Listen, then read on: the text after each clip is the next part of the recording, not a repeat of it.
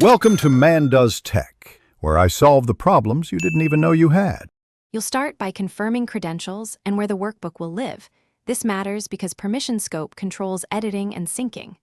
Once done, open Excel Desktop for full integration or use Excel for web if necessary. Make sure OneDrive Sync Client is running so libraries appear like folders. This lets Excel treat SharePoint files as normal files. Now navigate to the library URL, pick the target folder, and prepare the workbook name. Don't create it blindly, choose a clear descriptive name. You'll upload or save the workbook into the SharePoint library so it's centrally available.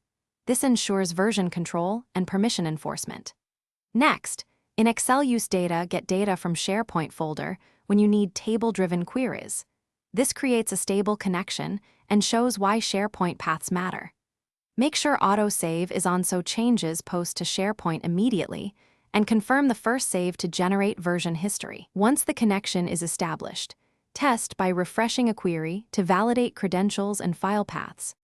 You finish by setting sharing and permissions so intended users can access and edit the file. This step explains how and why granular permissions prevent accidental overwrites.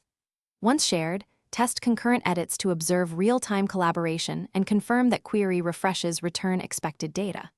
If something breaks, start troubleshooting.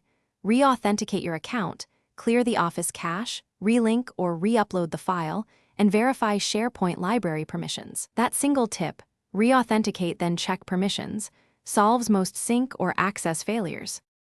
Thanks for watching. If you found this helpful, don't forget to like and subscribe.